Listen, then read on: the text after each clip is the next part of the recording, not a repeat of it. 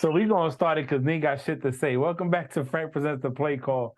I'm Frank. I'm joined by the team, Bree, June, Nikki, everybody on here. I'm gonna start with Bree. Bree, how you doing today?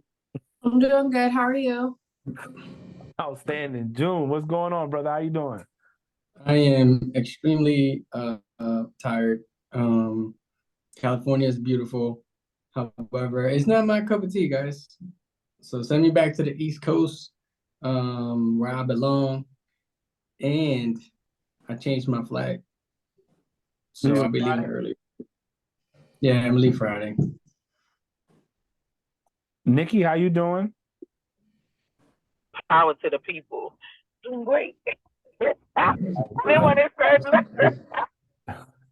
I hate her, yo. She is funny. All right, well, we're gonna get it started, man. We're finally ramping up. You know, we're about 8 Sundays away from the first Sunday to kick off. pom, pom, pom, pom. I can't take credit for that. But yeah, it's at 8 Sundays before football kicks off. So that's dope. We're not that far away. That means we have 8 episodes to go, and we're gonna be talking about games real time, what matters, and goes from there. So Bree, I'm gonna let you go ahead and take over. Let me let you get these powers to be, so you can share the screen and give us all the content you want. So go ahead. Okay, so we'll start off with what happened today. Super obvious. Titans signed wide receiver DeAndre Hopkins to a 2-year, $26 million deal worth to $32 million in incentives. I told you I had shit to say. I know that's what she was going to try to kick it off with. You know what? My time. Cool. Good for him, right? But we'll see. I don't think it was the smartest move. I would have thought he was trying to go to a team to win the ring. But let's be honest, who really needs him? And the Titans getting him didn't plug. First of all, it didn't plug a major hole. And yeah, they still got even with him, they still got room, a lot of room to do some things. They ain't knocking us off with D-Hop, so it's all right. Welcome back to the division. From one shitty team to another shitty team. Let's go. So I'll say that I think, he strikes me as somebody who's smart, I think, like I said in our chat, I think he sees something in that team that we don't see behind the scenes. Like, there's probably a reason why he chose them.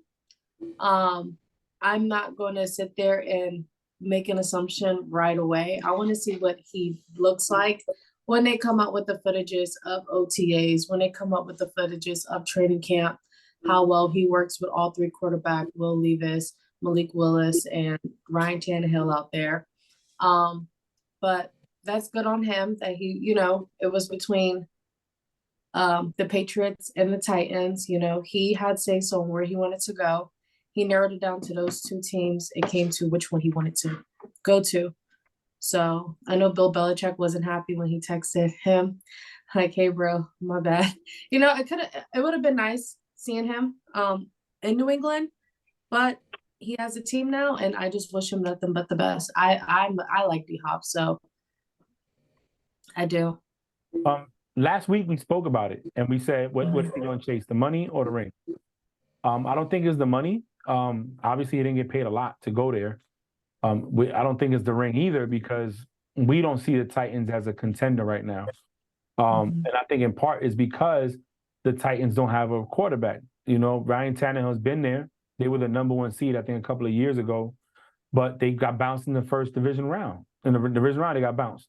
They didn't make it past the division round. They've had a good defense. I want to say maybe top 10, top 15 defense in the league, kind of consecutively. They had the best running back in the league for a while. I just think that the shortcomings have been part of, not being able to close the deals or make something happen from the quarterback position. I don't know. I think, is it possible that he went to that division because he felt that division is open? A lot of us feel that the Jags are going to be the number 1 front runner there, but maybe maybe he's seeing something different that we don't see. They're players, so they have a different IQ than we do when it comes to football and the gameplay. I like D-Hop. I just know that time is, as you get older, those chances aren't there. So I would much rather go to a team where he probably could have contended for a ring a lot faster.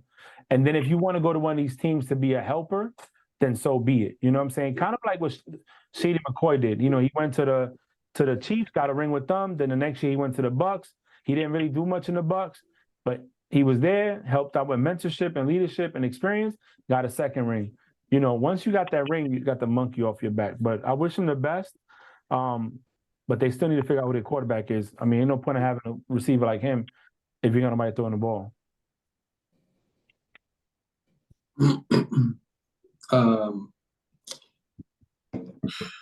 What was he thinking? Honestly, I don't think it's a smart move. We said it earlier in the chat. I think that I don't think that he's chasing the ring at this point. There's no way, right? And I know Breeze had something earlier about maybe he sees something that we don't. Help me understand what you see, my brother.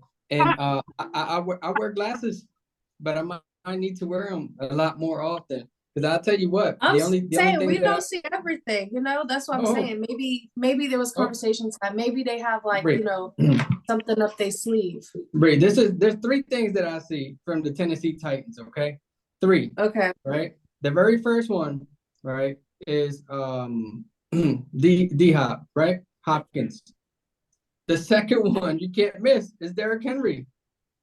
And the last one that I see is that 7 to 8 game losing streak that they had to end the season. Mm-hmm. So you take all those three things, you put them in a bag, and I still see a first round, maybe wild card playoff team. That's it. And Hopkins, collect your money. In 2 years, we'll be having this conversation in the podcast. And maybe we'll be talking about you joining the Jacksonville Jaguars. Because I personally thought he was going to join the Jags. And I think that would have really put the Jags at a whole different level when it comes to contenders. I really think they're contenders, but I think I thought if they would add a D-Hop, it would have been crazy. I know we spoke about it during the week. So it's just a shame that he went there. I don't see the damn Titans doing shit. I'm sorry. I just don't see it. I don't believe it. D-Hop, I hope you're listening to this, because that's just horrible decision making. Frank talked about leadership. My man, listen to his freaking podcast. All right? Listen to that leader. Okay. I'm going to do something. Hold on. Is it good? First of all, is it good?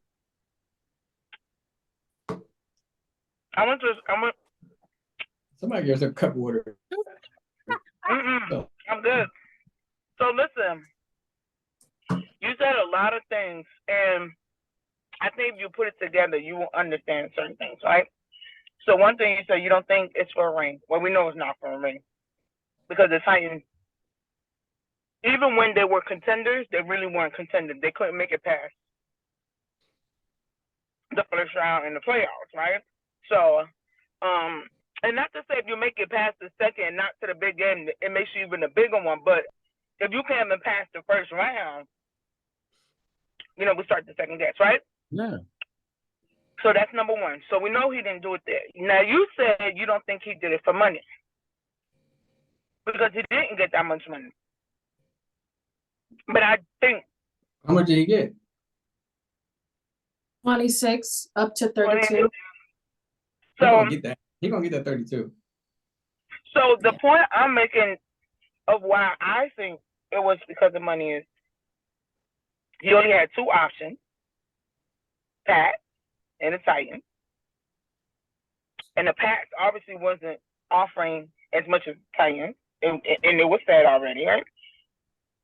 But another reason why I feel like it was a little about the money is because he is getting older. You get what I'm saying?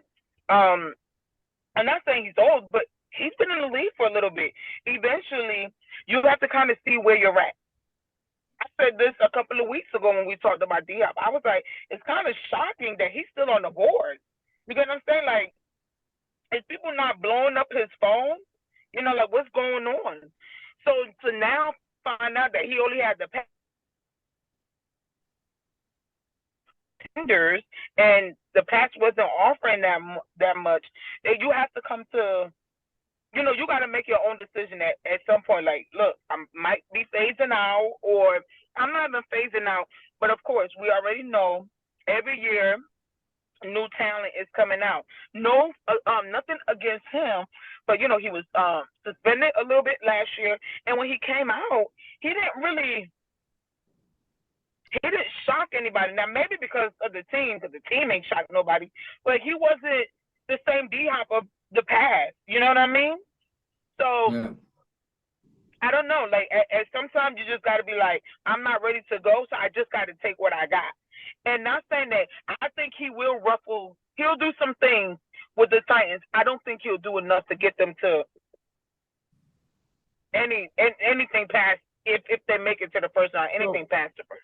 So dealing with what he had to deal with last year, right? Because Kyler Murray, I think, got injured towards the end. He only started 9 games. And Colt McCoy got And injured too. he had over 700 yards in 9 games. You know what I'm saying? You got some receivers that played all 16, 17 games and can't even break 500 yards. You know what I'm saying? Right. 3 touchdowns, which isn't his best. You know, his best year with touchdowns, he had 13 in 2017. And then he had 1,500 yards in 2018. So it's like, you know, another 15 in 2015. So I think he's okay. But you know, again, you're right. The proof is in the pudding. If he didn't have that many offers but 2, he's gonna go with who's gonna offer him the most money there. You know what I'm saying? So yeah. So that's all I'm saying. That we can't say he ain't followed the money. He did. I want to know who else. Because I want to know who else offered him money. Like, I know he was interested in those 2 teams, but who else put money on the table? And that's what I'm curious. Hopefully he'll talk about it. I think he's going on a Pivot podcast before OTAs start. So you should get him on here, Frank. Me? Yeah, why not? All right, I'll slide in his DMs. It won't be for the podcast though. Whoa. Well, that escalated quick as hell. right, it went left. Yeah. All right, let's roll. Yeah, the podcast will come after the first date. So podcast talk will come after the first date. So what? Y'all know that he was my number 2. If I can't get James Conner, he was number 2. Well, D-Hop, you have failed. Well, listen, he only had 2 offers, so him being number 2 ain't too bad. He's still up there. No, I just like the way his personality and like the way he like respects and the love he has for his mom. So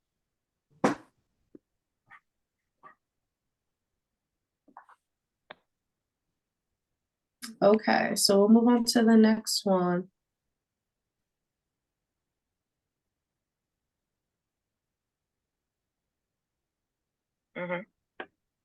Oh, okay. So I'll move on to the next one. Sorry, I was reading Frank's message. So the next one, so the next thing I put in the chat is Andy Dalton a future Hall of Famer? And the reason why I asked that question, is Andy Dalton a future Hall of Famer, because of Miles Sanders, who's now the running back of the Carolina Panthers, had said, and I quote, "I have a good feeling about these guys." He added, "These guys work, and that's the main thing I've noticed in OTAs. We got a very, very, very good young quarterback that's being mentored by a very, very, very good quarterback, a future Hall of Famer, Andy Dalton, who I have a lot of respect for. And then you got guys like Adam Thielen mentoring the young receivers, and that's a great guy to take notes from. We've got a seasoned O-line that I love. I love the film. I love watching the film, and the defense is stacked." So with Miles Sanders stating that, and Andy Dalton, he's not a bad quarterback, you know, he's not bad. But do you guys believe that Andy Dalton is a future Hall of Famer? Or do you think I'll go first. I don't. Oh, go ahead, Nikki. I know y'all like stats. I don't know his stats of the past, but the stats of or the things I've seen through the naked eye, I don't see it. I think he's good, but I don't think he's a future Hall of Famer. Okay. June? I think he's like a solid backup, you know. I think he's a solid backup. If he played in the what is that called? The U.S. League, Brain? The CXL. USM. Yeah, if he played in one of those leagues, he'll be an elite quarterback. Or the USFL, but the right USFL, now, or the USFL or the CFL. Yeah, the USFL. If he played in the USFL, I think he'll be an elite quarterback. That's it though. Now, aside from that, I don't think that he's a Hall of Fame quarterback. I just don't think that he did enough, and in his biggest stages, he didn't get anywhere. But you never know. I mean, now, do you think Yeah. do you think that he's going to start the season, or do you think they're going to start Bryce Young? I think he'll start for sure. I think he'll start the season. My I'm not issue with knocking. Bryce Young is I don't know if he's there either. Who? Bryce?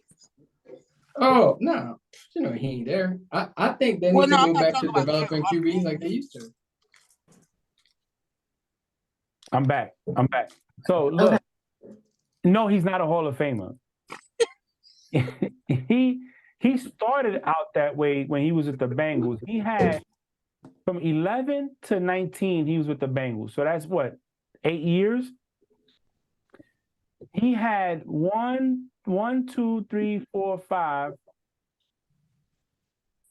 winning seasons. I mean, he's got a total of 38,000 yards. His records as it stands,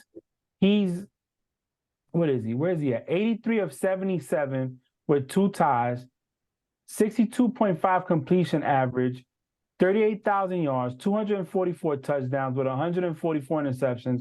No, I don't think he's a Hall of Famer. No, I'm sorry. His stats don't scream that. Phillip Rivers, that's different. I would, he doesn't have a ring, but Andy Dalton's a good quarterback. I just don't think he's what you need to get you over the hump right now. I think where he's at as a filler, that's where he's going to be. There's only a few quarterbacks that at 40, 38, 39, 37 are going to be effective and efficient. And I don't think he's one of those quarterbacks. You know what I'm saying? Hell, even Aaron Rodgers last year didn't even get a game with 300 yards in it the whole season. He took a Plymouth. You know what I'm saying? So for us and then that's Aaron Rodgers. That's a back-to-back MVP, 4-time, 5-time MVP winner for the NFL, a Super Bowl winner. You know what I'm saying? And he couldn't even get 300 yards last year. So I don't think he is a Hall of Famer. I think where he's at right now is where he's going to be as a backup and maybe a game manager when he comes in.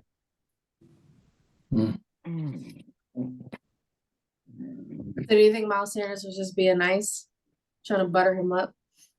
Yeah, I think he was being that teammate, hype that pre-hype before the season. It's like, yo, Frank, you know damn well you're gonna be a hell of a receiver, knowing damn well that you can't catch for shit. You know what I mean? But I'm gonna hype you up because that's what we are. We're teammates. We've never, let's be honest, in the history of us watching the sport, and we all been watching it for different times. We ain't never heard a receiver or a player come in when you get a new player, right? Hey man, June, how is it being teammates with Nikki, with AK? Can she really throw that ball? You're gonna be like, man, her accuracy is on point. Her knowledge of the game, because you're not gonna throw out there. You can't do it no more.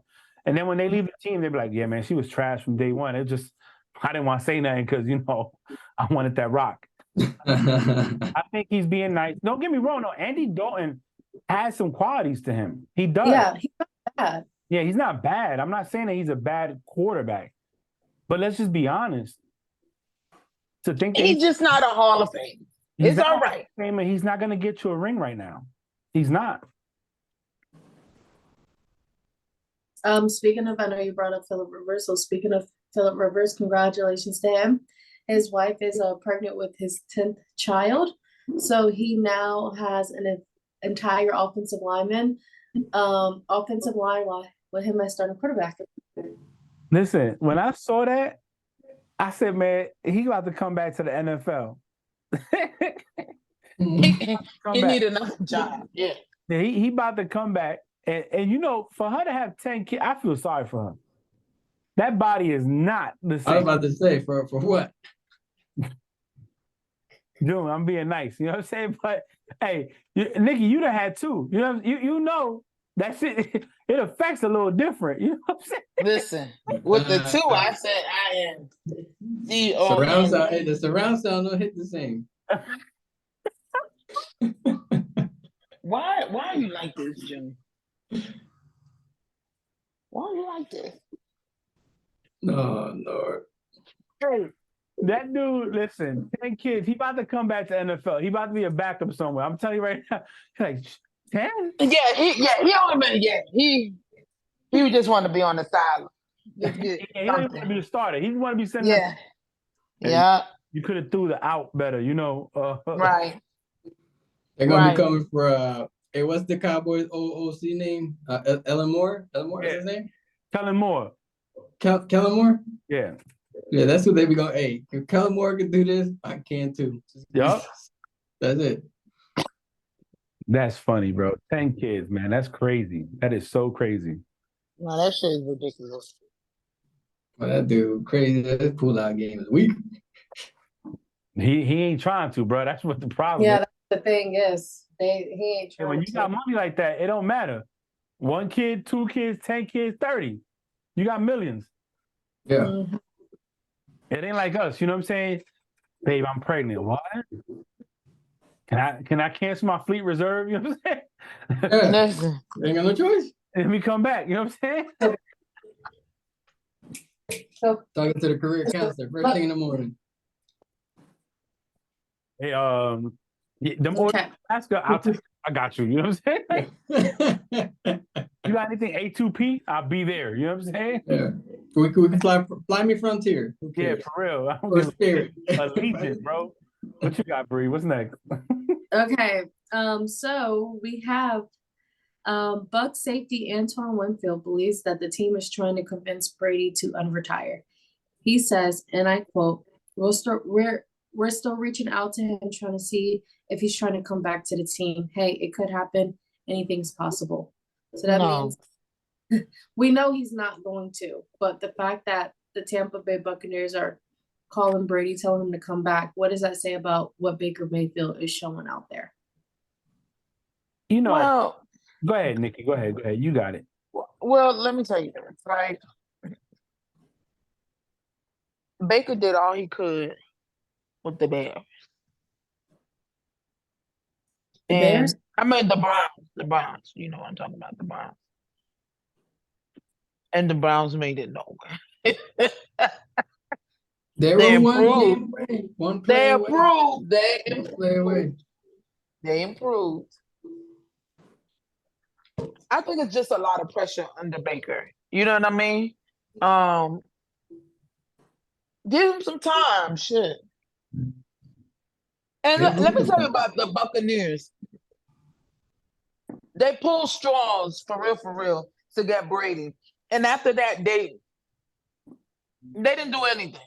So I don't think they were just ready for one and done. So what got them that one? I'm talking about in that time, you know, they just won it again.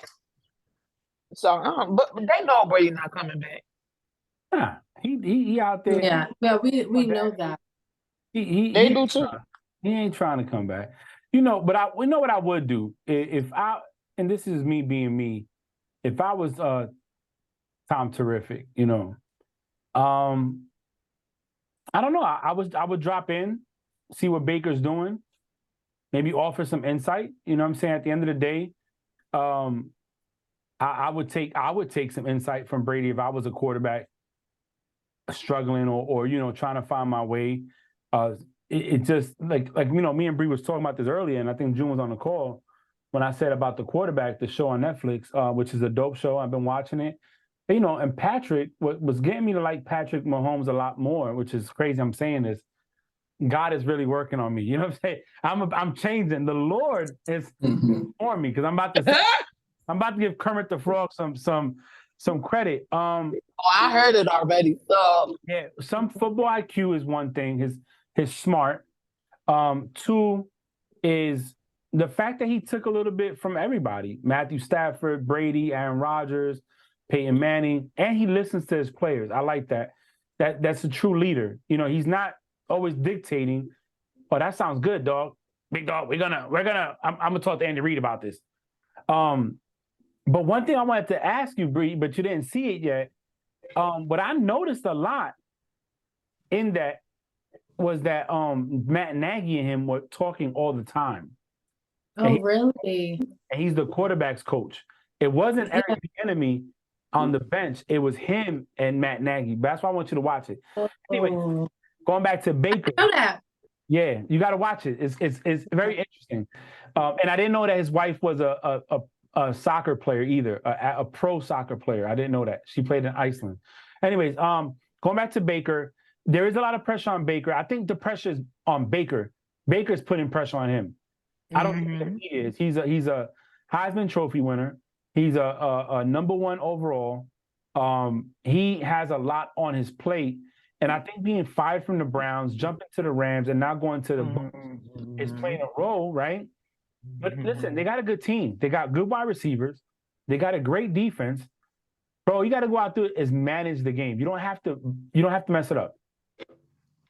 If you go out there and just do what you do, be Baker Mayfield and not causing turnovers, you'll be fine, man. They'll be fine. I'm not saying they're going to win the division, but that division is wide open. That division is wide open. It's more open. I think with Baker, it's also you're the predecessor. You know what I mean? Like, everything. The situation he left the Browns, and like you said, went to the Rams, and now here, and then the pressure shoes that you're trying to fill. Like it's already so much. It's just so much pressure, And I agree with you. I think the pressure is more coming from Baker, and it's understandable. But you don't got to worry about all that. Like you said, just go out there and manage the game. Trust your players, trust your teammates. Trust the process, and do what you do best. Right? Baker did great. Baker did better for the Browns. You know what I mean? The improvement showed over time with the Browns. Trust the process. You know what the difference in a coach makes? Makes a lot. 2021, Josh Allen went 11-6, 409 completions, 63.3% completion, 4,400 yards, 36 touchdowns, and only 15 interceptions. Well, shit, they don't make a difference because Brian Dable left and he still threw for 14 interceptions. But what I'm trying to say is when he was there, when we had Brian Dable there, he made better choices. He minimized what he was doing. I think Who you talking about? Josh Allen. So what I'm saying is, if Baker if that offensive coordinator or that quarterback coach can get Baker to calm down, take what the defense gives him, and not pressure, not force a square into a circle, he'll be fine. That team could easily be division champs. I'm not going to say they're going to the Super Bowl. I'm just saying division champs, because that division's wide open. So we'll see. I think Baker just needs to stop trying to be Baker Mayfield, or stop trying to be something that you're not, and just be who you are, bro. Have fun. Go out there. I remember the first game he came in for the Browns and actually brought them back to win. Like, bro, just go out there, have fun, man. Do the discount double check, start dancing with the guys. Have fun, bro. You get paid millions to do what you love to do. Just have fun.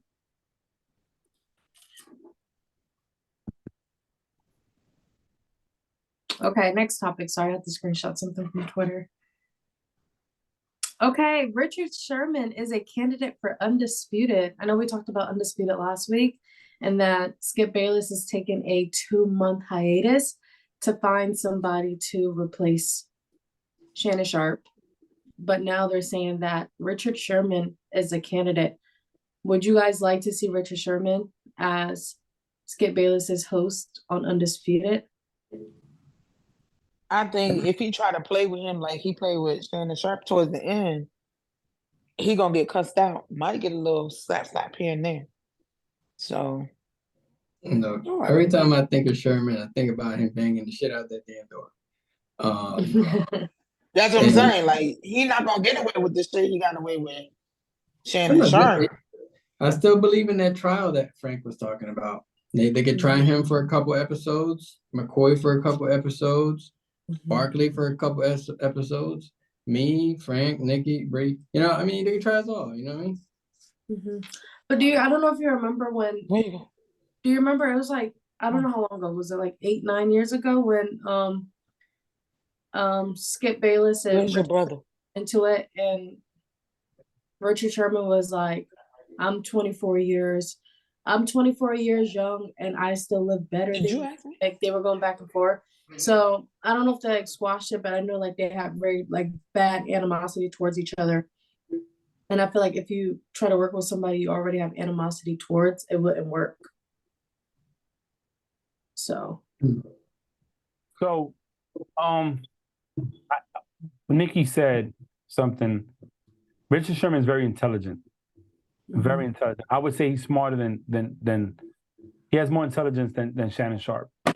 His football IQ is very, very well. He knows how to articulate himself as well. Yes, the banging on the door was a thing there, June. I got him on Ring, Vivint, whoever it was, they got him. But he's not gonna tolerate bullshit from Skip. Mhm. He's gonna talk football. He's gonna keep it 100. And if that's what Skip wants, then let's go get it. But understand that he's not gonna back down. He's not Shannon Sharp.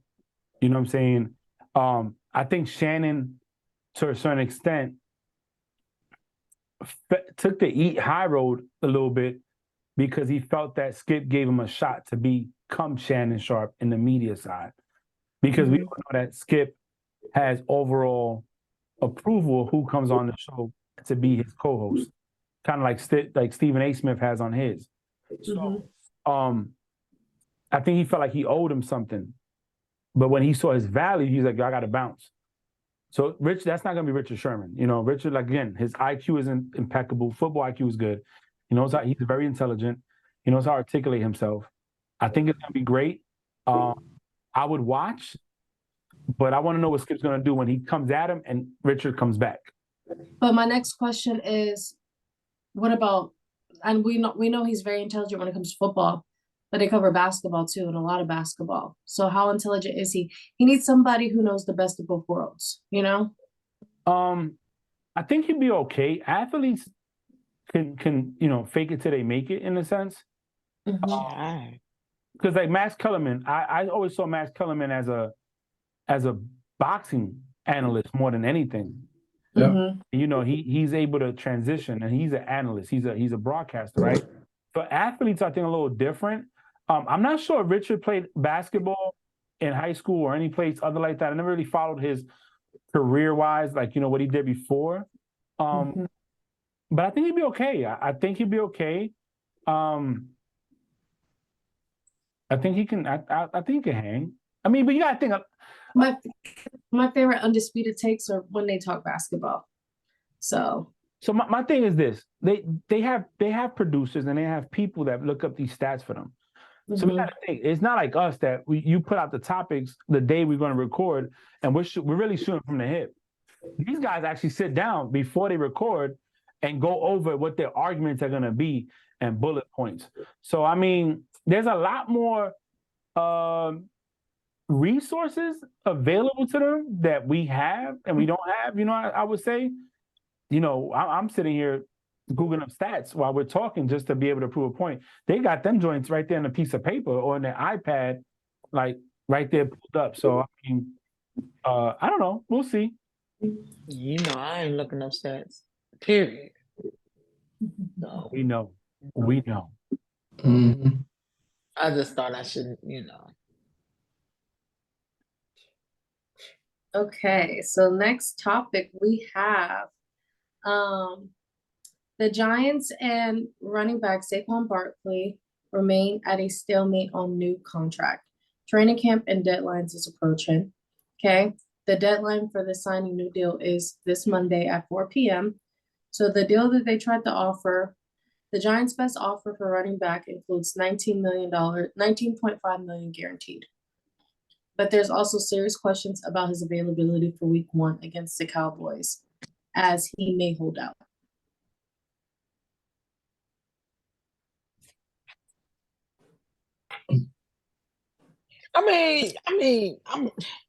is there really a shock that they're not agreeing or they haven't come to agreeing terms? Like, he don't want to be there. No, I don't think it's that he doesn't want to be there. I think that the mistake he made is before last season started, they tried to offer him a lot more money. He didn't take that. So now he's in a predicament on does he want this? Because they, franchise tagged him and then they extended Danny Dimes. And I think he thought it was going to be the other way around, why he didn't take that contract prior to the last season started. But I hope they can come to. I could see his whole face. But I think it's. Can you see his own face, Frank? Yeah. I Yeah. can. I only see half of his face. No, we see his whole face. But I think that he's probably realizing that he should have took that contract they first tried to offer him with, because now he's about to receive less money. Off the hoping he was going to be the one getting the extension deal and Danny Dimes was going to be the franchise tag, but it was the other way around. That's how I see it. He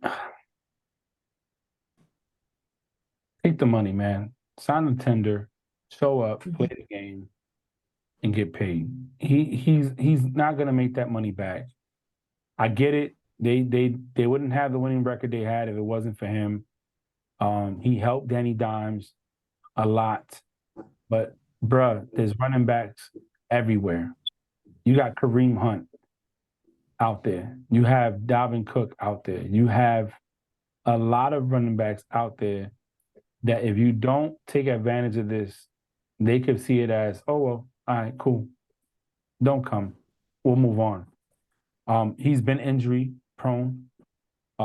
He had his first full season this season since what? Yeah.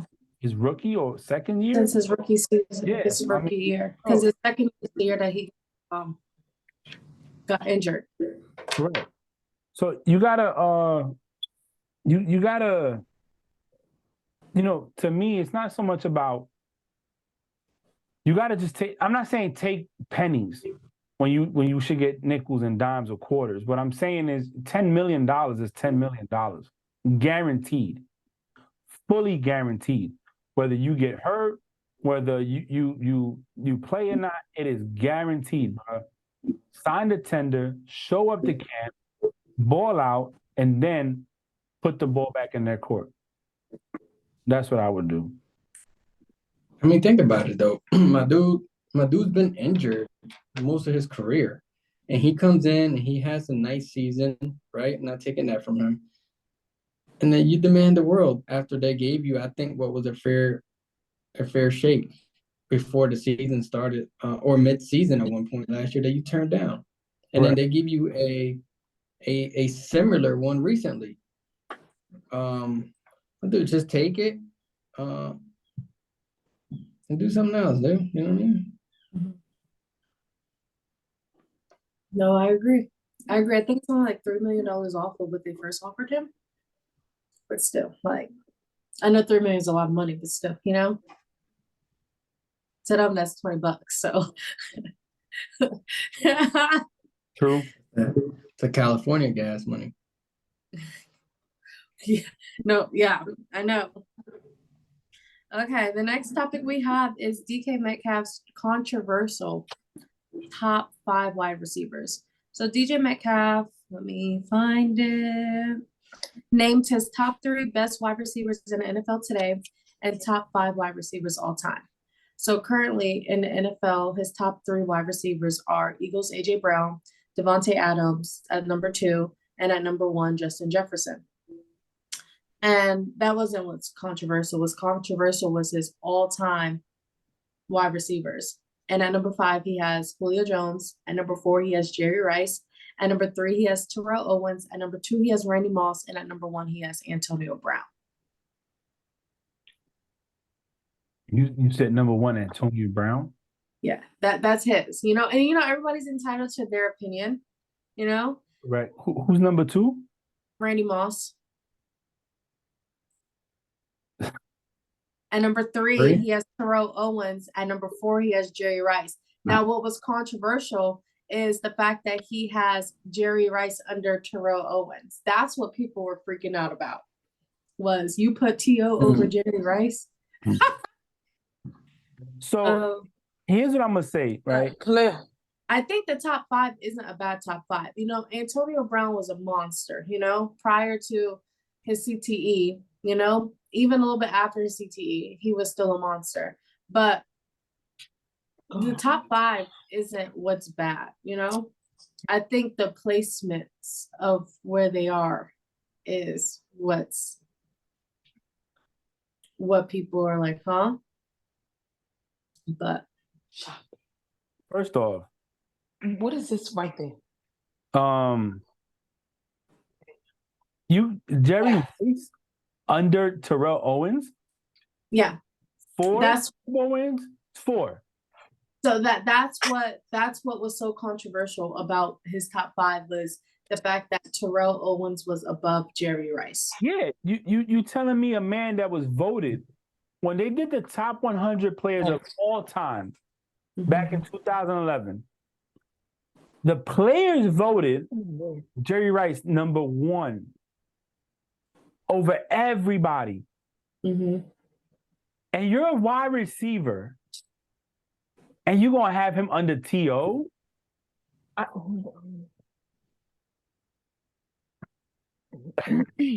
Good night, coach. Hey, somebody pull his contract. Go work at the Soap and Suds. You know what I'm saying? Making sure people's IDs is valid. Because how are you a wide receiver and you have T.O. over Jerry Rice? Mm-mm. Mm-mm. Mm-mm.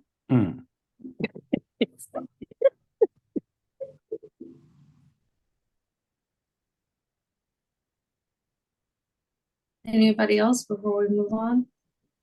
No, I agree with that crazy part, the T.O. and Jerry Rice. Mm-hmm. Okay, so close friends and families of Bill Belichick are privately worried about his job security with the Patriots. Also, a lot of people feel that Bill Belichick as head coach is holding Mac Jones back. So this is more. Oh, wow. Do you agree? Yes, I do. The owner has already come out and said he doesn't like not making the playoffs. He doesn't like not winning Super Bowls. He's opened the bank up to get the players that's needed to win, and we're not winning. So he writes the checks. He signs on the contracts. And if he's not happy, somebody's going. And they're not going to get rid of Mac Jones because they just got him. And they just brought in a new OC. So the only other person left is Bill Belichick. Now, you can't fire the GM because he is the GM. So you either relinquish those duties of general manager so that you can bring somebody in and bring you players that you need, or you could be the end-all be-all, and when you fall on your sword, you have to accept the consequences of falling on your sword. As far as holding Mac Jones back, yes, I do agree, because last season, he put a defensive coordinator as an offensive coordinator. He put a special teams coach to assist in the offensive coordinator duties. That's not helping him out. That's not. The other thing is that he's been critiqued, right? The herd has says it. Andy Reid has rebuilt the offensive line in the offseason. Andy Reid has rebuilt a wide receiver core during the season to go win a Super Bowl. What are you doing to repair your team to go win a Super Bowl? Defense wins championships. That's a statement that's true, but it's not. It hasn't been true here lately. It has not. The Eagles going into the Super Bowl were the #1 defense in the league once they eliminated San Francisco 49ers. And the Eagles in the Super Bowl couldn't get one sack on Patrick Mahomes with a high ankle sprain. That grass. That the Jags call. Yeah, That the Jags gave y'all the assist, and the Bengals, nobody could close it out. That grass. So I do Somebody must bring the shit out that he's field gonna of get water. tired. I think what's going to end up happening is either A, he's going to step down himself because they're going to start taking certain powers away, and he already said it. If I can't coach the team and control the team, I don't want to be the coach of the team. So, or maybe this season they have a better season than last year, and he buys himself some more time. But Robert Kraft wants to win, bro. When you own the division for more than 10 years, and you got a taste of 8 Super Bowls, no, I'm lying, 9, and you won 6 of those, and now you can't even make it to the playoffs?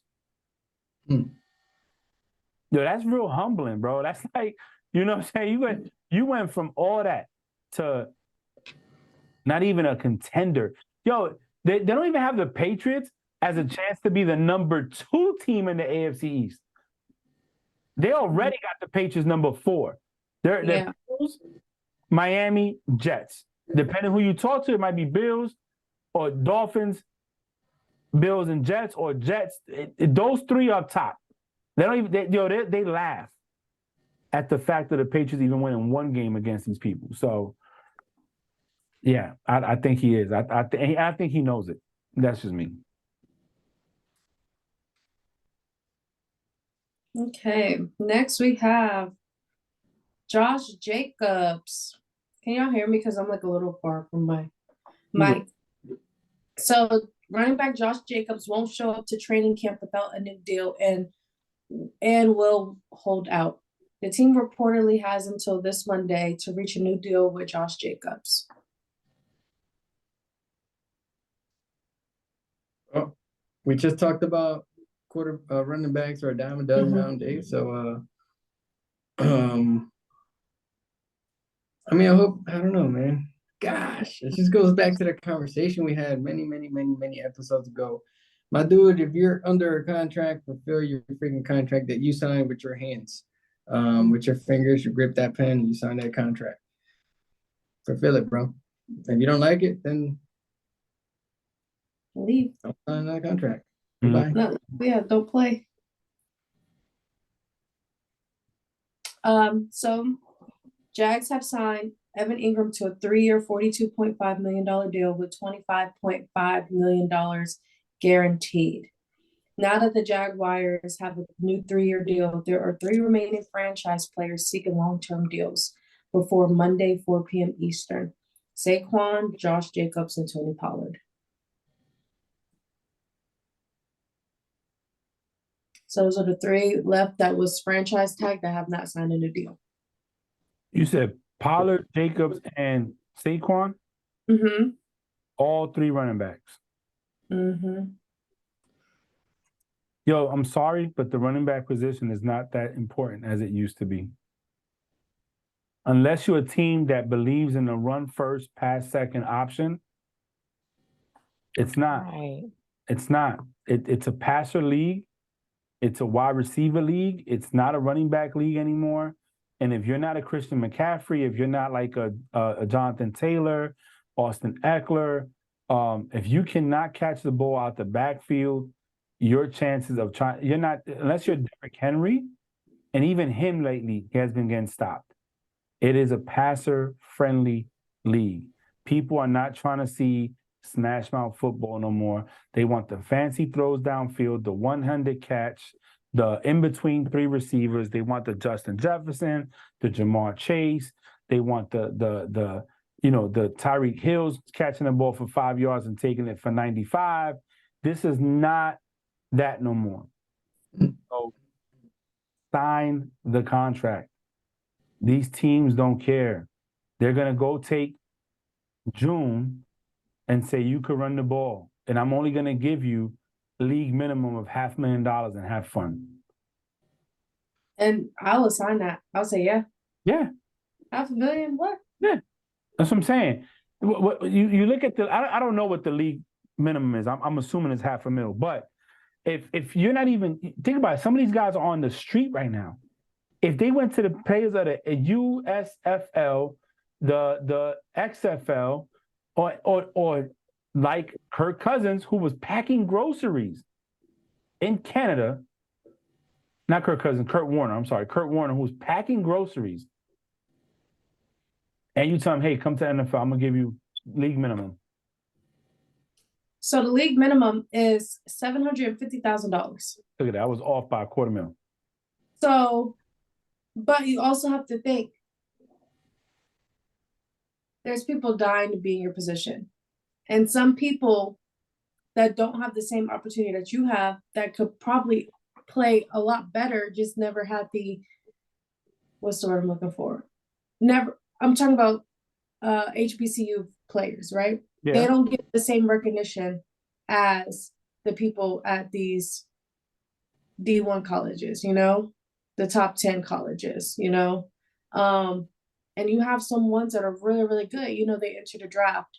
And it's sad because you have pro days for each individual school, and then you have the big, combine for all these players to come out. They only have one pro day for all HBCU people. But that day also falls on the same days where they'll have like Alabama or Georgia or Auburn or Clemson, or Notre Dame. So these NFL scouts and these GMs and these head coaches, they're not going to that one solo HBCU combine. Mm-hmm. They're going to these big schools, and they'll take that $750,000 contract to play running back. Listen, I know a person that played at Hampton U and made it to the NFL, and his career wasn't long, but he made it. You take these play. I think we've talked about this before. It's a sense of entitlement. Where's the humility at? And it's easy for us to say that, right? Because we're not athletes and we don't have a multi-million-dollar contract, and we're not looking at signing on the dotted line the difference between $10 million a year to $12 or $13 million a year. So us is like, man, 13, they're offering you 13, they're offering you 10, you want 13, you don't take the 10, that's still great. That's because we don't make that much money, right? But and our lives are not on the line like theirs is every day on the field. They get hit once, it could be the end, they could be crippled, never walk again. Hell, they can die in the field like Damar Hamlin. You just never know. You know what I'm saying? But again, man, you have opportunity to do something that thousands of people out there, probably even millions of people, never get a chance to do. Yes. Think about that one kid that's in the neighborhood trying to stay out of trouble. Mom isn't working, dad left. They got to make money. They do something stupid, had all the talent in the world, but because, they don't have nobody helping them out, they do something stupid, get a record, get arrested, or get killed. And now it's like, man, he had all this talent, but he couldn't do nothing with it. And here you are complaining about whatever it is. Bro, let your actions speak for themselves. Show the value. Mahomes, Burrow, Jalen. These are quarterbacks I'm mentioning, but what I'm showing is these guys are not making a big deal. They're just going out there and playing the game and letting their results speak for the value of what they are to the team. Just do it, man. Just do it. And you have players who take pay cuts to help the team save money, I was talking to somebody, she's a senior, she works for me anyway, and she's a Chiefs fan. She's saying that I guess people are mad that Travis Kelce doesn't make X amount of dollars a year. No, Travis Kelce makes about $9 million more than the average tight end makes a year. Crazy. Let that, and you mad he's not making 25 mil a year like Tyreek Hill or whatever he's making? He's making 9 mil more than the average tight end. Championships. Who cares? He doesn't care. He more about the rings. Right.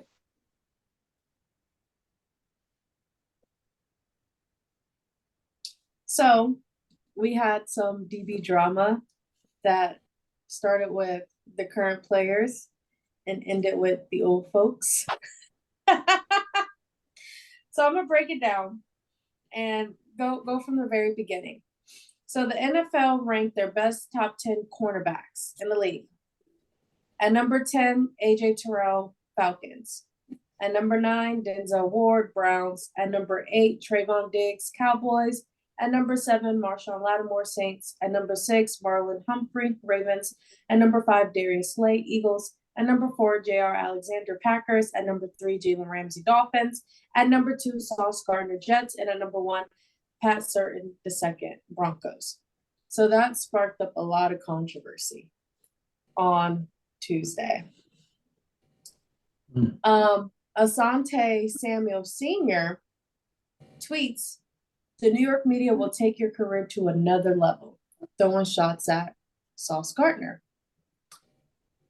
Sauce Gardner then tweets him and says, "Damn, you've been on my one shit hella lately.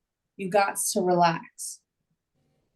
A random fan, comments on what Asante said and said, "No, for real, cause bro was a rookie and he acting like he prone Revis, LOL." Asante Samuel then replies to that fan and says, "It's the New York media. What did Revis do so special? I'll wait. It's documented what great cornerbacks did in the stats." So Revis is mentioned. So Revis had a lot to say. Revis said, "Just landed, here we go, shaking my head." So in practice, our receivers referred to him as the double move king. I never viewed him more than what was said about him in the scouting report. And he was talking about himself, right? True story is what he said. Asante then replies to him and goes, "This call shutting down the whole side of the field. Throw it anywhere on my side and I'll intercept it. Y'all remember this playoff game, Jet Nation." Revis then tweets him back and says, "You were up 13-16 with 4 minutes left, which is a huge cushion because of Tom Brady, not you. You really think Chad Pennington is going to run the ball? And corners with time will sit in his own coverage and read the quarterback's eyes, will intercept the ball. This is a gimme." Then Asante then tweets him back and says, "Somebody put the Colts film on and show this for what a legendary matchup looked like. Two real teams going head to head."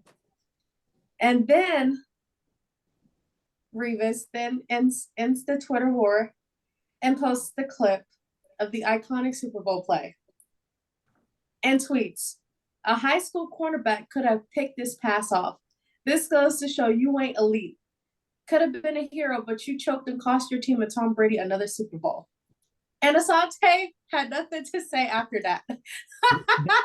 Hey, I was waiting for you to finish because it was his interception that he dropped that could have sealed the game. And I think it would have gave Brady his 4th ring at the time. And it would, I want to say that would have been 19-0, and that would have been it. Yeah, that was the 18-0 season in 2008. Yeah, but we would have won at 19-0, and that's it. We would have beat the Dolphins. We would have crushed it. And yet you dropped the ball, and you're talking all this trash, bro. Sit down. And then he left the team to the Eagles. And when they asked him, "Why did you leave to go to the Eagles?" he goes, "Oh, because they have a better chance of winning the Super Bowl before the Patriots do." No, that's right. And they didn't. They didn't win the Super Bowl. Because the Got cheated. No, the Patriots won 2 after that, lost to the Eagles, and won another one after that. Yeah. They didn't win for 10 years, but they beat the Seahawks and then they beat the Rams. You know what I'm saying? So it's like, and you said that you was leaving because they had a better chance. Be quiet, bro. Sit down somewhere. It's the fact that he could have ignored the fan when the fan was like, they acted like Sauce is pro Revis. Him stating, what did Revis do? I'll wait. I'm sorry. NFL had a whole special for Revis's birthday the other day. Mm-hmm. A whole special for Darrell Revis's birthday. What do you mean, what did Revis do? When he was good on an island, that term Revis Island was because by himself, he can shut you down. Now, don't get me wrong. I took very much pleasure watching my man Randy Moss burn him so many times. He pulled the hamstring trying to keep up with him. But not every receiver is Randy Moss. But the disrespect, what did Revis do? It's crazy. No, he was look, he got a ring with us, and I appreciate it. But I think that was the ring against the Seahawks. But no, you don't disrespect what the man did. He had his name made before he came. I think he chased the ring when he came to us, you know? So then Revis, Sauce, and Darius Slay. I think it was Revis. No, it was DJ Reed. Sauce and Darius Slay had a Twitter space. Because Sauce was fighting for his freaking life on Twitter that day with everybody. For him being number 2. Like, he put himself there, you know? CJ Gardner-Johnson posted some tweets. They're now deleted, and I didn't get a chance to screenshot it when he did. But, you know, he was throwing jabs at Darius Slay and at Sauce Gardner on Twitter. I know one of his tweets was Darius Slay over Trayvon Diggs. That tweet has been deleted. But we know CJ Gardner-Johnson is notorious for tweeting and deleting, especially when he's throwing jabs at the Eagles, because he did it when he went to the Lions. They start talking about it. CJ Gardner-Johnson then joined the spaces, and it was like a phone call of people arguing with each other, but for the world to hear. At the end of the phone call, they decided that they are going to do a DB camp next offseason. And Darius Slay tweeted, "Motherfuckers better not back out now," talking about CJ Gardner-Johnson. I feel like, you know, DBs, they talk the most shit on social media. They do, against each other, you know? And I feel like a lot of the times it's more serious than it is playfully joking. I personally don't think a DB camp next year would be smart, because they don't like each other in real life.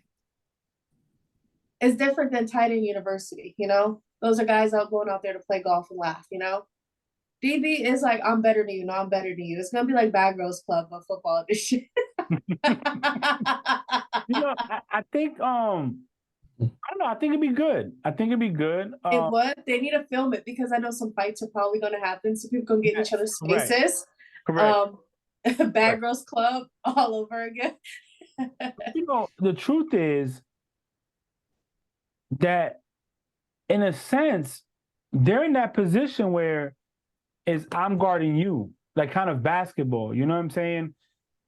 If I wind up against June, and June beats me off the jump, and scores or gets the first down or whatever, or he's owning me that day, I don't have nobody to blame but myself, because I'm the guy that's supposed to be stopping him from doing all that, you know?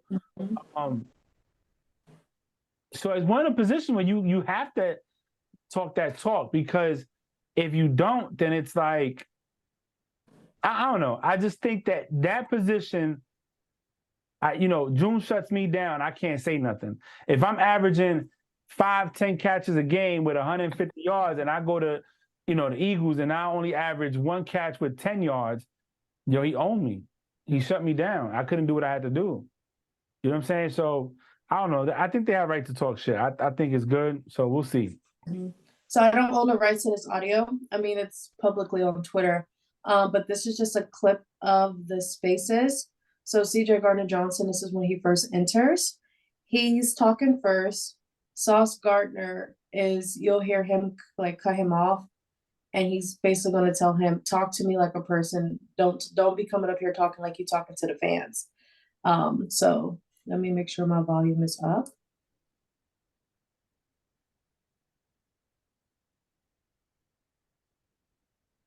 Hold on, let's address it because I'm getting tagged. That's why I hop back home. Respectfully. Yes, I was recruited to be a. You ain't got it.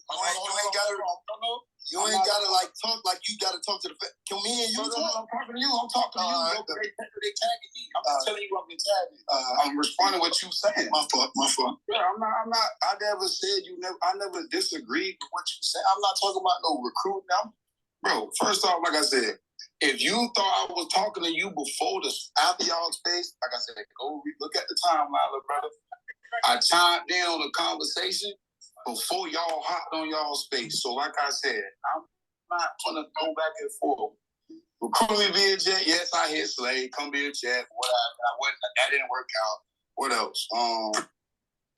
So that's just one of the clips because he kept saying and then it got into the yelling more when Darius Slay popped in.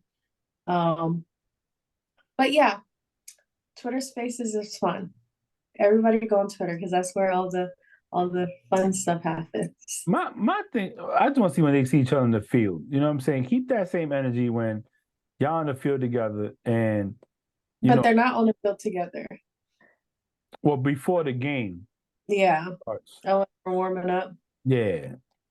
You know what I'm saying? You weren't out there warming up, and you're dapping each other up, and everybody trash to each other like, "Oh, bro, what's good? Haven't seen you in a while. How the family?" Keep that same energy then. You know what I'm saying? Because at the end of the day, everybody's talking tough like they gangsters. There's only a few people I done seen go up to somebody and snatch their chain on the field, like Akeem Talib. You know what I'm saying? So, boy. So if you're not doing that, let's just, let's keep it football, and let's let love be love. You know what I'm saying? Mm-hmm. So, CJ never said anything about Sauce. He threw that jab where he deleted that tweet about Slay. Okay. But Slay is the only one that was, having Sauce Gardner's back when everybody was attacking him for a list that he didn't make, So when they started the Twitter space before CJ got in, of course, Sauce is gonna say, and Buddy said that you shouldn't be above homeboy. He didn't say the name, but you know who he talking about because the tweet was there. Mm-hmm. He said, Buddy said, what Buddy smoking, and all that stuff. So people started tagging CJ Gardner Johnson, like go to Sauce and Darius Slay's space. They're talking about you. So that was pretty iconic. I think it's funny that these athletes are actually engaging in that when, you know what I'm saying, they make so much money. What are you doing? Mm-hmm. You're right. It's entertaining to us when they're doing it on Twitter at each other and not at the fans, not arguing with the fans, not telling the fans to kick rocks. Yeah. Millionaires fighting with millionaires. I'd rather see millionaires arguing with millionaires than millionaires arguing with fans. They make too much money for that, though. Yeah. We got some entertainment during the off season, though. I guess. So what else? And then we have some pictures, and then we are done. You good to go. We only have 6. Okay. So this is the first one. Most passionate fan bases. Do you feel that your team, so my question is, do you feel that your team is ranked where it should be, or should it be higher? Oh, this is really interesting. Let me see. I say no. I mean, I know my team has a very super passionate fan base, but I don't think we're more passionate than the Buffalo Bills. I feel like the Buffalo Bills Mafia is the most passionate fan base out of all the teams. I don't know, Bree. When I saw you number 1, I agreed. Y'all toilet paper the referee's house for the wrong for a call. So it's travel. Bills Mafia travels too. I think that's fine. My team 13. Yeah, I'm fine with that. I'm good with that. Oh yeah, we did. Remember the Chargers home game? It looked like a Steelers home game. Mm-hmm. But also look at where the Chargers are. Number 32. They don't really have that big of a fan base. Teams that move cities you won't really see them have a bigger fan base, if that makes sense. Besides the Raiders. The Raiders still have the same fan base as they did in Oakland as they do in Las Vegas. Yeah. I mean, Raiders, but then again, certain teams that the fans travel for that, they don't really kind of leave their fans out there, you know what I'm saying? So it's one of those things where you can get max participation from your fans, Mm-hmm. But I think Steelers are being number one is perfectly fine with me. Jim, do you agree with your team's fan base standing? We like to throw batteries and snowballs, and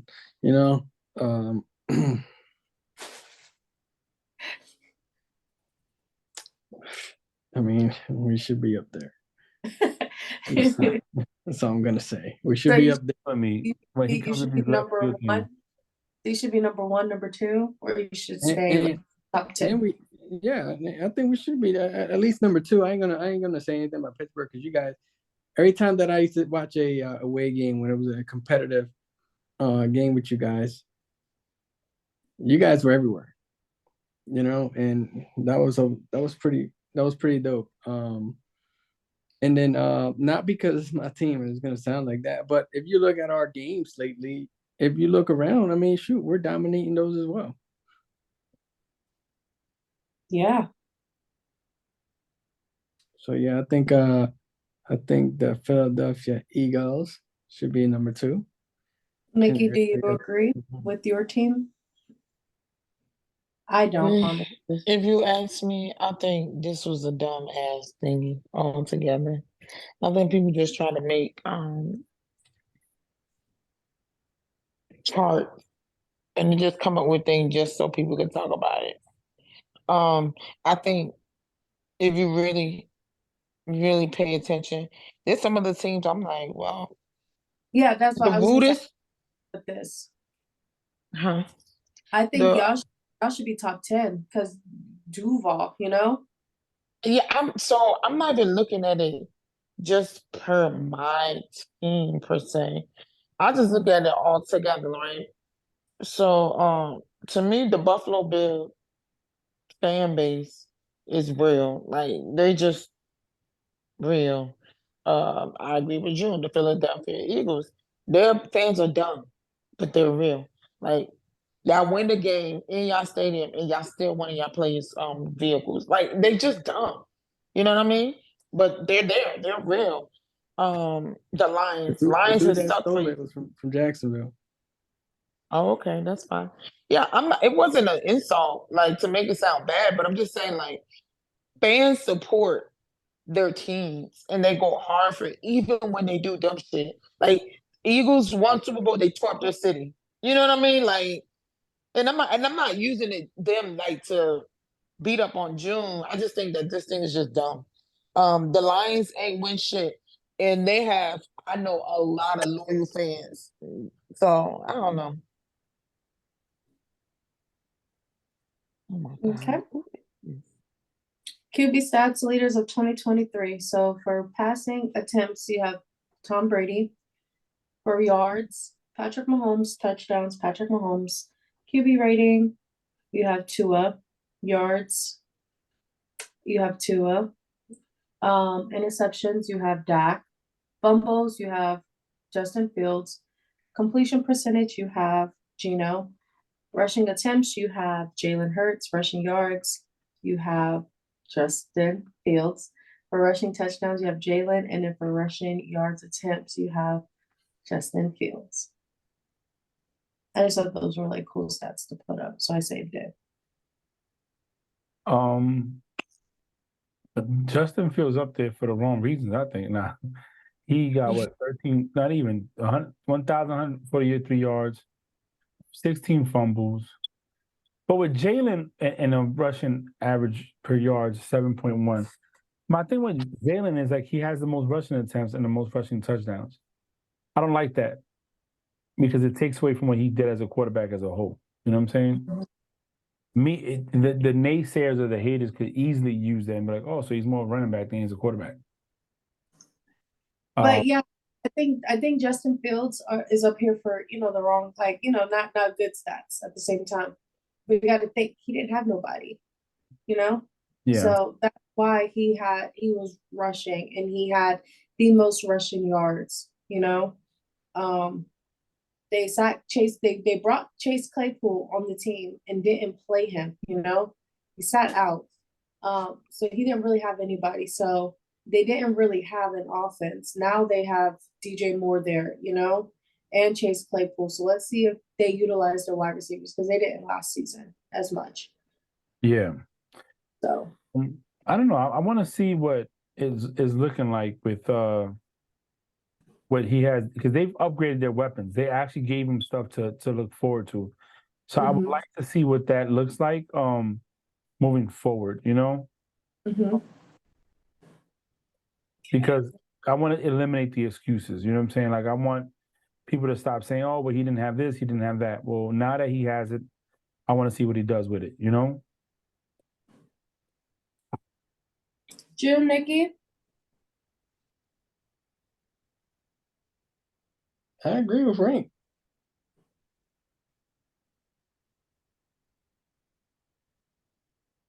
Okay. I mean, my dude up here a few times, you know what I mean? Jalen? My dude up You here. look like you about to fall asleep. No, I'm good. I'm just laying here on the side. Then you have your interception leader there, you know what I mean? You are so funny, bro. You sound I hope coy. What you mean, dude? I hope that that Nikki's coworker sees this. Hey, this is what you bring to the table, buddy. That stat right there. Not this was right? to the table, buddy. That's the stat that he brings to the table. You are reckless, bro. Okay. I know this is college, but I saw this and I thought it would be cool for us to do it. So this is ACC Build Your Perfect School with $12. So you have location, academics, mascot, fan base, and sports tradition. So you have your $4, your $3, your $2, and your $1. So I'm not too savvy with all this right here. I'll go first. I'm an ACC girl, so yeah, I don't know nothing about this. I would go Virginia. So I'll probably go with the location of Miami. Virginia Tech, that's $4, and I got to make 12 for the mascot. You better pick the right one.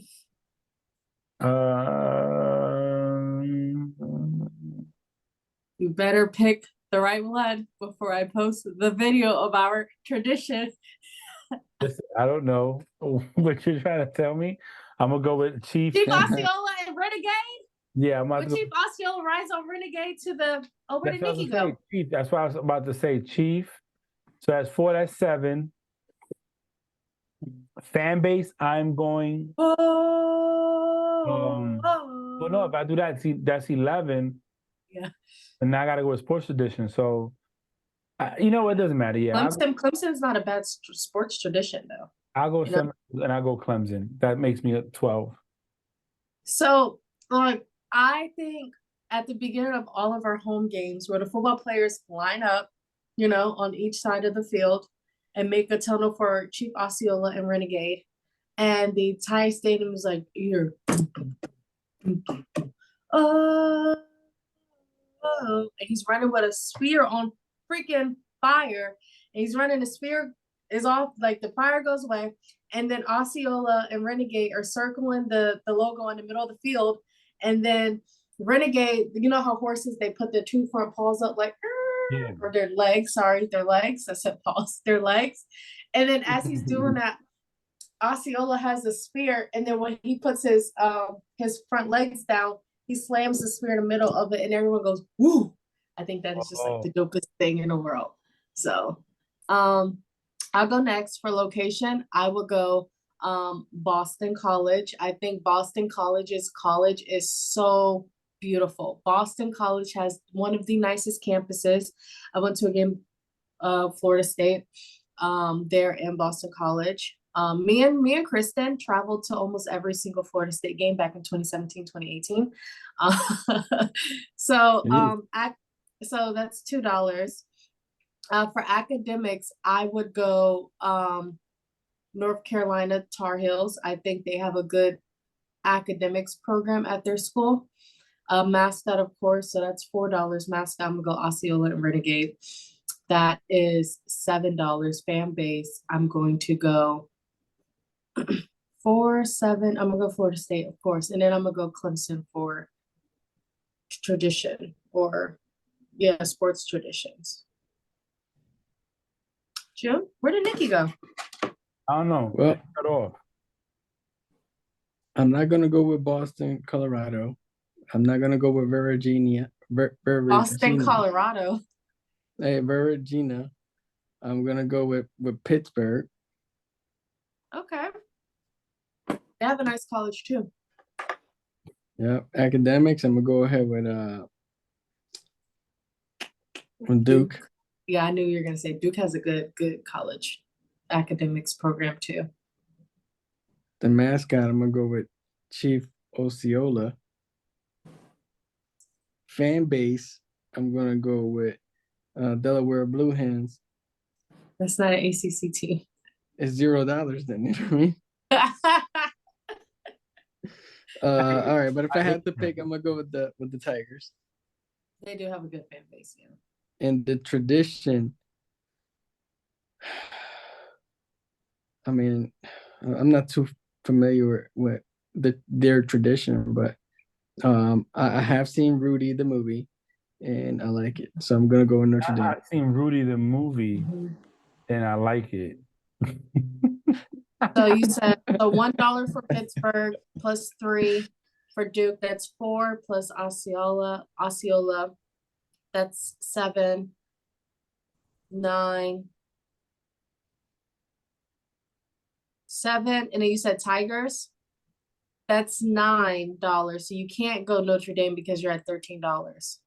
I'm gonna go with the Wolfpack then. The Wolfpack fan base. Okay, so okay. That's pretty good right there. That was a good one. Do you know what school is the Wolfpack? Yeah, I know what the Wolfpack is. What school is it? What's NC State? Yeah. Because why should be trying no, me, because Frank, Frank, you be trying me. dude, because the difference with college, right? You can't say, oh yeah, that's just North Carolina, because North Carolina is the Tar Heels, you know? No, You also have Duke. You also have Duke. You know I said North Carolina, right? You gotta say NC State. I had a rock. All right, Nikki, you want to build your perfect school for $12? No. Are you okay? She ain't no service. What? You said Are what, you Joe? okay? He said you ain't got no service. Yeah. Okay, next one. Yeah. All right. Do we agree the NFL's so execs, coaches, scouts, and players rank the NFL's top tight ends. So we have at number 5, Darren Waller, at number 4, Dallas Goedert, at number 3, Mark Andrews, at number 2, George Kittle, and then at number 1, Travis Kelce. I think this list is accurate. I hate to say it, but yeah, I'll roll with it. All right, I got something for this. If there was a number 6, who would it be? Honestly, I don't know. I'll be biased and say my tight end, Pat Freiermuth. I think he's a pretty good tight end. I would say Ingram from the Jags. Oh yeah, he's a good tight end too. Ingram has been nice though. I mean, he was nice when he was on the Giants. If he can stay healthy. I think about the tight end position is what are we looking at? Are we looking at what a traditional tight end does? Are we looking at the new age tight end like a Travis Kelce. You know what I'm saying? And it's not to discredit what Kelce does, because Kelce, obviously he's made his bed. He's got the championship rings to go with it. He is an X factor on the field. You have to account for him. But he's not your traditional position as a tight end, like what you would see back in the day. So are we basing this on what a tight end should be doing, or are we basing it on what's going on today because of players like Kelce and other stuff like that? I would say that they're basing it based off of, today's tight ends, like the performances of the tight ends in today's league. Okay. Yeah, I mean,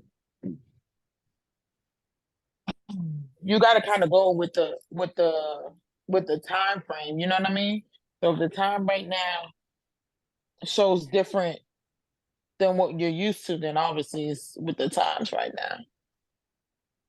Yeah, I think, like I said, again, I don't have an issue with it. I think it's okay. You can't go wrong with guys up there, to be honest. So I'm just not a big fan of Kelce like that.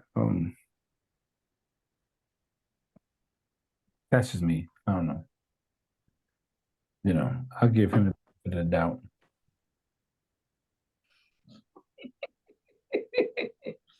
You have no choice, Frank, because you didn't make this. This is based off of what coaches, scouts, and players and execs ranked. I mean, yeah, again,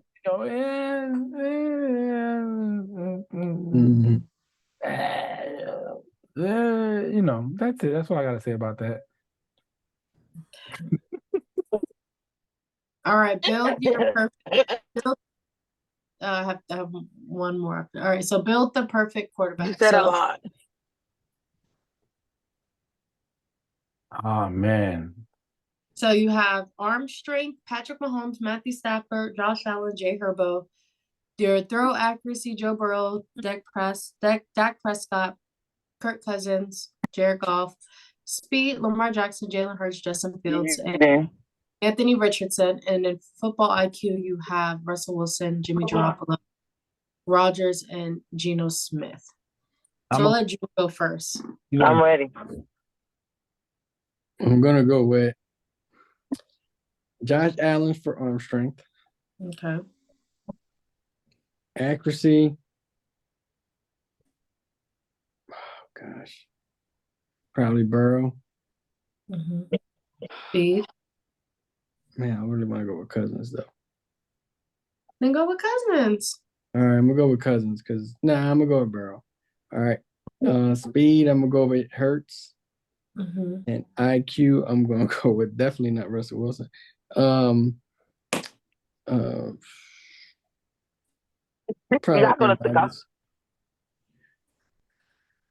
Nikki gonna go Russell Wilson, but I'm gonna go with Aaron Rodgers. Okay, that's not bad. Mickey? I'm gonna go from down up. Football IQ, I'm going with Jimmy Garoppolo. She didn't believe that, but all right.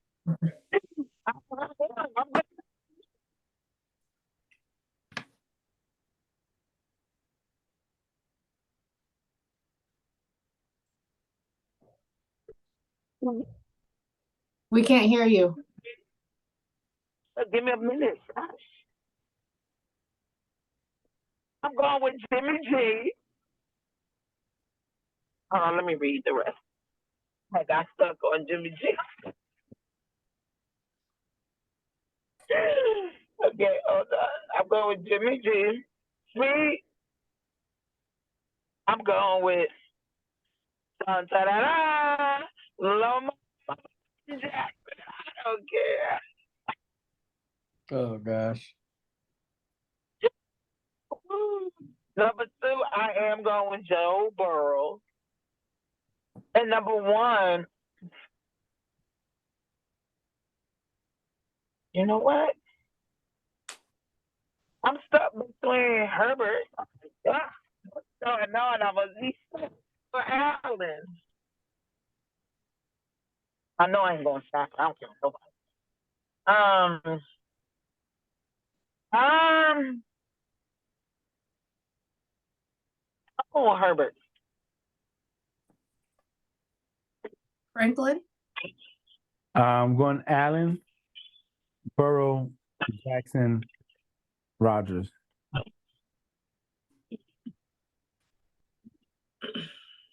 I'm gonna go Herbert, Burrow, Hurts, and Rogers. 4 for 4. Everybody went to But I with Burrow. But I also think you go Justin Fields because that little motherfucker is fast too. He's fast. Fields is fast. But I'm gonna go Hurts. Okay.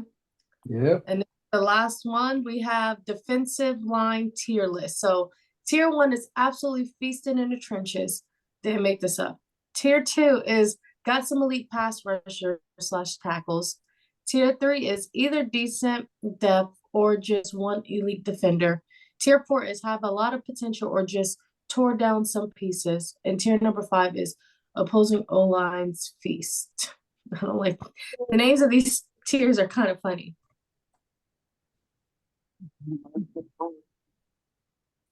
So do we agree with where these teams are based off of their defensive line or their defense? Yeah, their defensive line.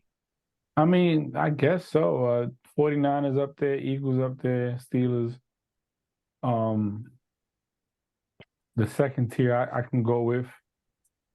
Third tier, the Chiefs always. What team is that? Huh? You said what? What team is that? Who's the B? That's the Browns old school logo. No. Like the Browns. So I think they put their old they have the Browns have a really good defensive line. I don't know why they use their old school logo though. I think right. I think this is right. We know what we know what them teams are up there, so I think it's right. June? I think it's legit. Now I did hear about the Broncos defense being a lot better than that. But then again, yeah, I ride with it. Either decent depth or just one elite defense. That's a lot of potential just slow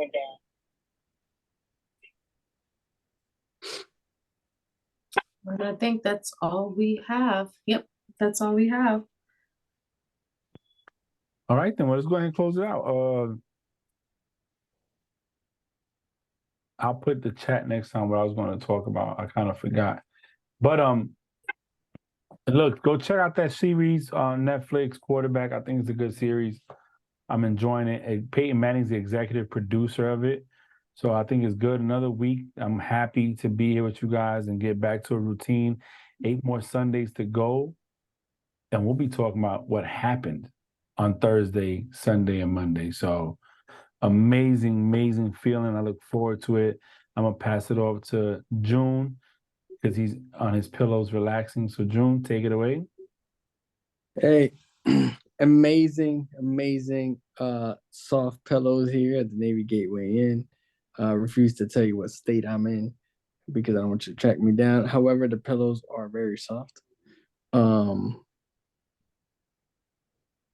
America, if you want to know, just ask me. And I'll tell everybody where Nikki is. So, hey, happy to be here. Super dope. It's a blessing, Tune in next week. We have some dope merch that I'm working on. So definitely look out for that as well.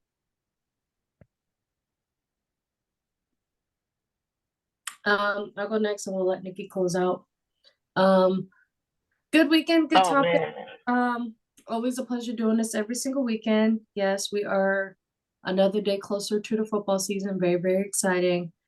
Don't forget to subscribe and listen to us. Subscribe to our social medias. And that's all I have.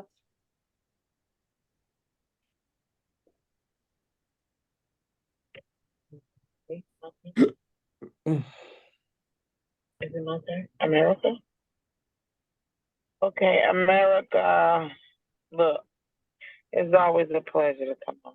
You know, I went to work, got back from work, and I was speeding so I could get back on here in front of y'all. It's always fun while June is in sunny, wet.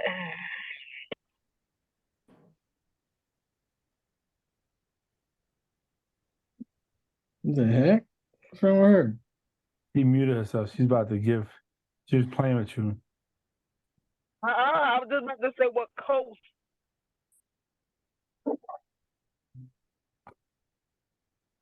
You see? All fun and games. America, listen, y'all stay blessed, stay hydrated. I'm here in Texas, and it's extremely hot, like extremely, extremely hot. So if you in Texas, drink. If you in the West, very close to where June is, drink. I wish I had a rock. I could just throw the rock through the camera and it could just hit people, you know. Yeah. Stay blessed, man. All right. Oh, listen, whoever is here when preseason start and they in AT&T Stadium, I think that's what the Cowboys Stadium is. When they play the Jags, come holler at me because I'm gonna be there. Let's go. All right, child. Tune into next week. Have a good one.